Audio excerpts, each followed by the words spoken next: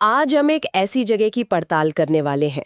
एक ऐसी जगह जहां पौराणिक कथाएं कह सकते हैं पत्थर में तराशी गई हैं। और जहाँ प्राचीन इंजीनियरिंग आज भी विशेषज्ञों को हैरान कर देती है। बिल्कुल। और जहां आस्था का सागर सचमुच जमीन से मिलता है। हाँ। हमारे सामने रामेश्वरम के रामनाथ स्वामी मंदिर पर केंद्रित कई स्रोत हैं। कुछ एकेडमिक अध्ययन है, एक समाचार लेख है, विकिपीडिया के अंश और कुछ बड़े दिलचस्प यात्रा वृत्तांत भी हैं। जी।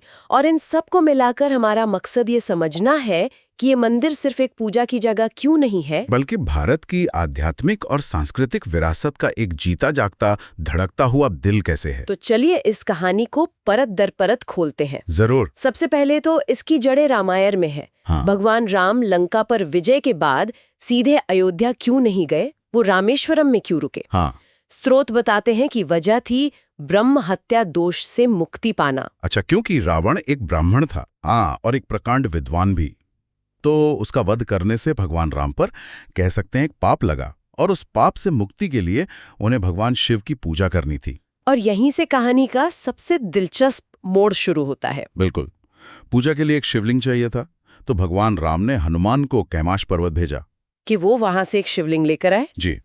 लेकिन हनुमान को आने में देर हो गई और पूजा का मुहूर्त निकला जा रहा था। तो फिर क्या हुआ? तब, जैसा कि एक कथा में बताया गया है, माता सीता ने समुद्र किनारे की रेत से ही एक शिवलिंग बना दिया। एक मिनट, तो जो मुख्य शिवलिंग है वो रेत का बना हुआ है? जी, और उसे ही रामलिंगम कहा जाता है, जो आज मंदिर के मुख्य देवता हैं। वाह!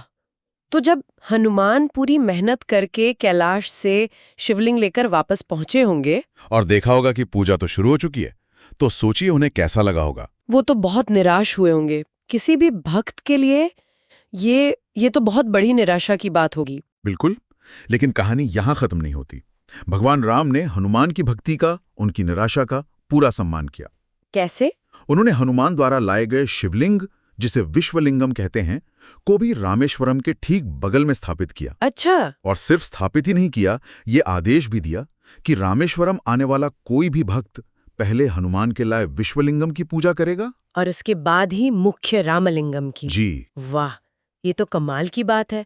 मतलब विष्णु के अवतार राम खुद शिव की पूजा कर रहे हैं और साथ ही अपने भक्त हनुमान की भक्ति हो भी सर्वोच्च सम्मान दे रहे हैं। यहीं पर शैव और वैष्णव परंपराएं एक साथ आ जाती हैं, जो आमतौर पर थोड़ी अलग अलग चलती हैं। यही तो रामेश्वरम की खासियत है, ये एक संगम है। और शुद्धि की ये प्रक्रिया सिर्फ शिवलिंग स्थापना तक ही तो सीमित नहीं है ना? एक स्रोत में मंदिर के अंदर 22 पवित्र कुओं का भी जिक्र है, तीर्थम। हाँ, 22 तीर्थम। आमतौर पर मंदिर में एक ही पवित्र कुंड होता है। यहाँ 22 क्यों? क्या इसका भी संबंध सीधे भगवान राम से है? हाँ, इसका संबंध सीधे उन्हीं से है। माना जाता है कि भगवान राम ने अपने तरकश से 22 तीर चलाकर इन पवित्र जल स्रोतों को प्रकट किया था। अच्छा। और हर तीर्थम का पानी, उसका तापमान, उसका खारापन सब अलग है। सच में? जी।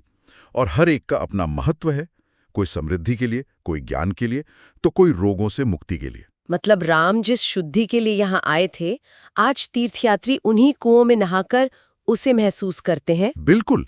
ये पौराणिक कथा को एक अनुभव में बदल देता है, जिसे आज भी जिया जा सकता है। और शायद यही वजह है कि इसे आदि शंकराचार्य द्वारा स्थापित 4 धामों में से एक का दर्जा दिया गया है। सही कहा, जो त्रेता युग का प्रतिनिधित्व करता है। ये पौराणिक नींव ही इस जगह को इतना शक्तिशाली बनाती है। तो इस पौराणिक स्थल से ये विशाल हैरतअंगेज संरचना कैसे बनी? अब जरा इसके आर्किटेक्चर पर आते हैं, क्योंकि यहाँ कुछ बातें तो दिमाग चकरा देने वाली हैं। स्रोतों के मुताबिक ये मंदिर दुनिया के सबसे लंबे गलियारे यानी कॉरिडोर का घर है। हाँ, करीब 4000 फीट लंबा। और ये समझना जरूरी है कि ये किसी एक राजा ने एक ही बार में नहीं बनवाया। ये कई सदियों की मेहनत का नतीजा है। बिल्कुल। सबसे पहले 12वीं सदी में श्रीलंका के राजा पराक्रम बहु ने गर्भगृह बनवाया, जो मंदिर का सबसे पवित्र हिस्सा है। लेकिन जो विशाल गलियारे हम आज देखते हैं, वो अभी बाद में बने। हाँ, उसका मुख्य श्रेय जाता है रामनाड़ के सेतुपति राजवंश को। 17वीं सदी से उन्होंने इस मंदिर के विस्तार का बीड़ा उठाया। वो खुद को राम के सेतु के संरक्षक मानते थे। जी। और जिस विश्व प्रसिद्ध तीसरे गलियारे की हम बात कर रहे हैं, उसे 18वीं शताब्दी में मुथुराम लिंगस सेतुपति ने बनवाया था। उसमें 1212 विशाल नक्काशीदार ग्रेनाइट के स्तंभ हैं। हाँ, 1212 स्तंभ। और ये सब एक रेतीली तटीय जमीन पर बना है, जो कि कंस्ट्रक्शन के लिए बिल्कुल भी अच्छी नहीं मानी जाती। सही बात है। एक स्रोत तो इसे प्राचीन इंजीनियरिंग का रहस्य ही कहता है। ये 4000 फीट लंबा गलियारा आज भी बिल्कुल सीधा है। ये कैसे मुमकिन हुआ? यहीं पर हमारे पूर्वजों का जीनियस, उनकी प्रतिभा सामने आती है। उन्होंने कुछ ऐसी तकनीकों का इस्तेमाल किया जो आज भी हैरान करती हैं। जैसे कि? सबसे पहले तो नींव। वैज्ञानिकों ने पाया है कि जमीन के नीचे करीब 15 फीट तक इंटरलॉकिंग पत्थर के ब्लॉक्स का एक जाल बिछाया गया है। एक जाल? हाँ, जैसे कोई बहुत बड़ा जिगजॉ पजल हो। यह सिस्टम पूरी संरचना के वजन को बराबर बांट देता है और उसे रेतीली जमीन पर धंसने से रोकता है। अच्छा, और इन 1212 स्तंभों की सीधी लाइन का क्या राज है? यहाँ पर गणित का कमाल है।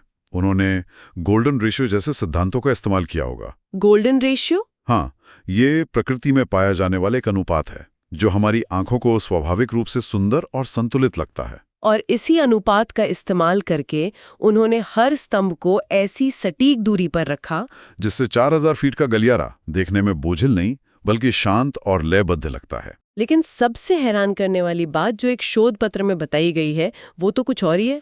आप पृथ्वी की वक्रता की बात कर रही हैं, कर्वेचर ऑफ द अर्थ। हाँ, एक मिनट, ये तो अविश्वसनीय है। मतलब वो ये जानते थे कि धरती सपाट नहीं है और उन्होंने 4000 फीट की इस दूरी पर भी उस गोलाई का हिसाब लगाया। आज भी ये करना कितना मुश्किल होगा। क्या स्रोतों में इसका कोई जिक्र है कि उन्होंने ये गणना की कैसे? स्रोतों में ये तो नहीं बताया गया कि उन्होंने ये किया कैसे, और यही तो रहस्य है। उन्होंने गणना की कि 4000 फीट की दूरी पर धरती थोड़ी सी घूम जाएगी और उन्होंने उस मामूली से झुकाव को निर्माण में ही ठीक कर दिया ताकि जब कोई इंसान गलियारे को देखे तो वो उसे बिल्कुल सीधा लगे। जी, ये सब बिना किसी लेजर, कंप्यूटर या सैटेलाइट के किया गया। ये सिर्फ इंजीनियरिंग नहीं है, एक खगोल विज्ञान और गणित की वो समझ है जिसे हम आज भी पूरी तरह से समझने की कोशिश कर रहे हैं। और एक सवाल और मन में आता है, रामेश्वरम एक द्वीप है, वहां की जमीन रेतीली है, तो ये हजारों टन वजनी ग्रेनाइट के पत्थर आए कहां से? ये एक और रहस्य है। ये पत्थर स्थानीय तो है नहीं, तो फिर इन्हें सैकड़ों किलोमीटर दूर से नावों और बजरों के जरिए समुद्र के रास्ते यहाँ लाया गया होगा। जरा सोचिए उस समय की लॉजिस्टिक्स और प्लानिंग को। ये तो अपने आप में एक महाकाव्य जैसा काम है। बिल्कुल। और ये विरासत को सहेजने और बनाने का काम सिर्फ सेतुपतियों तक ही सीमित नहीं रहा। नहीं, हमारे स्रोतों में एक और बड़ा नाम आता है जो दक्षिण से नहीं बल्कि मध्य भारत से हैं। इंदौर की रानी देवी अहिल्याबाई होलकर। हाँ, और यहीं पर एक और बहुत जरूरी कड़ी जुड़ती है। उनका रामेश्वरम से क्या संबंध था? 18वीं शताब्दी का वो दौर था जब विदेशी आक्रमणों के कारण पूरे भारत में मंदिर तोड़े जा रहे थे, हमारी सांस्कृतिक धरोहरों को नष्ट किया जा रहा था। ऐसे समय में अहिल्याबाई होलकर ने पूरे देश में मंदिरों के जीर्णोद्धार का एक राष्ट्रव्यापी आंदोलन छेड़ दिया। तो ये सिर्फ एक रानी का दान नहीं था, ये एक तरह का सांस्कृतिक प्रतिरोध था। बिल्कुल सही शब्द इस्तेमाल किया आपने, सांस्कृतिक प्रतिरोध। जब बाहरी ताकतें मंदिरों को तोड़ रही थीं, तब एक भारतीय शासक देश के दूसरे कोने में उन्हें फिर से बना रहा था। जी, ये भारत की सांस्कृतिक चेतना को जिंदा रखने का एक आंदोलन था जिसका नेतृत्व अहिल्याबाई कर रही थी। एक स्रोत में उत्तर प्रदेश के मुख्यमंत्री योगी आदित्यनाथ का भी जिक्र है। हाँ, जो कहते हैं कि काशी विश्वनाथ मंदिर की आज जो भव्यता है उसकी नींव भी अहिल्याबाई ने ही 1777 से 80 के बीच रखी थी। मतलब काशी से लेकर रामेश्वरम तक उन्होंने एक सूत्र में भारत को पिरोने का काम किया। सही कहा।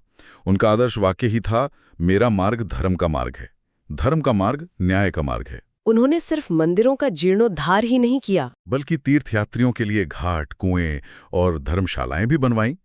उनका ध्यान सिर्फ ढांचे पर नहीं बल्कि आस्था की पूरी व्यवस्था को बनाए रखने पर था। तो ये तो हुई इतिहास और वास्तुकला की बात, पर आज इस दौर में किसी तीर्थयात्री के लिए रामेश्वरम का अनुभव कैसा होता है? एक यात्रा वृत्तांत में उन 23 स्नानों का जिक्र है जो सुनने में तो काफी थका देने वाला लगता है। हाँ, लेकिन ये थका देने वाला नहीं बल्कि एक तरह से आत्मा को ताज़ा कर देने वाला अनुभव है। अच्छा। ये उस पूरी तीर्थयात्रा का सबसे अहम हिस्सा है। सबसे पहले तीर्थयात्री समुद्र में स्नान करते हैं। उस जगह को अग्नि तीर्थम कहते हैं। अग्नि तीर्थम। माना जाता है कि यहीं पर सीता ने अग्नि परीक्षा दी थी। जी। इसीलिए कहते हैं कि यहाँ का समुद्र इतना शांत है। और समुद्र स्नान के बाद फिर मंदिर के अंदर के 22 कुओं में स्नान होता है। जी, और ये कोई साधारण स्नान नहीं होता। आप लाइन में लगते हैं और हर कुएं पर मंदिर का एक सेवक आप पर 1 बाल्टी पानी डालता है। और जैसा आपने पहले बताया था, हर कुएं के पानी का स्वाद, उसका तापमान अलग है। हाँ, कोई मीठा है, कोई खारा, कोई गरम, कोई ठंडा। ये एक बहुत ही अनोखा और इंद्रियों को जगाने वाला अनुभव है। मतलब जो कहानी रामायण में पड़ी है कि कैसे राम ने शुद्धि के लिए ये तीर्थ बनाए, उसे तीर्थयात्री आज खुद अनुभव करते हैं। आपने बिल्कुल सही पकड़ा। ये सिर्फ एक धार्मिक क्रिया नहीं है, ये पौराणिक कथा को एक जीवंत शारीरिक अनुभव में बदल देता है। आप सिर्फ एक कहानी नहीं सुन रहे हैं, आप उस कहानी का हिस्सा बन रहे हैं। हाँ, आप वही शुद्धि महसूस करने की कोशिश करें जो भगवान राम ने की थी। और शायद यही वजह है कि ये मान्यता इतनी गहरी है कि काशी की तीर्थ यात्रा रामेश्वरम की यात्रा के बिना अधूरी है। हाँ, ये चक्र को पूरा करता है। ये एक बहुत सुंदर परंपरा है। कैसी परंपरा? तीर्थयात्री उत्तर में काशी से गंगा जल लेकर दक्षिण में रामेश्वरम के शिवलिंग पर चढ़ाते हैं। अच्छा। और फिर रामेश्वरम के अग्नि तीर्थम की रेत लेकर वापस उत्तर में गंगा में विसर्जित करते हैं। ये तो उत्तर और दक्षिण के बीच एक आध्यात्मिक सेतु है। ठीक वैसे ही जैसे राम ने एक भौतिक सेतु बनाया था। तो इन सभी स्रोतों को एक साथ रख के देखें तो एक बड़ी तस्वीर उभरती है। रामेश्वरम सिर्फ पत्थर और आस्था की एक इमारत नहीं है, ये एक ऐसा बिंदु है जहां पौराणिक कथा वास्तुकला बन जाती है, जहां इंजीनियरिंग तर्क को चुनौती देती है, और जहां तीर्थ यात्रा एक महाकाव्य का शारीरिक पुनर्मंजन बन जाती है। यह आध्यात्मिक एकता का एक जीता जागता प्रतीक है, जैसा कि स्रोतों में बार बार आता है। यह शैव और वैष्णव दोनों के लिए पवित्र है। ये 4 धामों में से एक है और यह 12 ज्योतिर्लिंगों में से भी एक है। यह भारत के अलग अलग कोनों, परंपराओं और इतिहास को एक ही धागे में पिरोता है। स्रोतों में पास के भूतिया शहर धनुषकोडी का भी जिक्र है, जो 1964 के एक भयानक चक्रवात में पूरी तरह से नष्ट हो गया था। हाँ, एक बहुत बड़ी त्रासदी थी वो। ये कभी श्रीलंका से जुड़ने वाले एक फलता फूलता शहर था, जहां से फेरी और ट्रेनें चलती थी। आज वहां सिर्फ खंडर हैं। जी, जो उस त्रासदी की याद दिलाते हैं। तो ये एक विचार छोड़ जाता है, जब हम अपने प्राचीन पवित्र स्थलों के जीर्णोद्धार पर इतना ध्यान केंद्रित करते हैं, जो कि बहुत सराहनीय है, तो उनके आसपास के उन हालिया इतिहासों और समुदायों के प्रति हमारी क्या जिम्मेदारी है, जो प्राचीन आक्रमणों से नहीं बल्कि आधुनिक त्रासदियों और प्रकृति की शक्ति से खो गए हैं।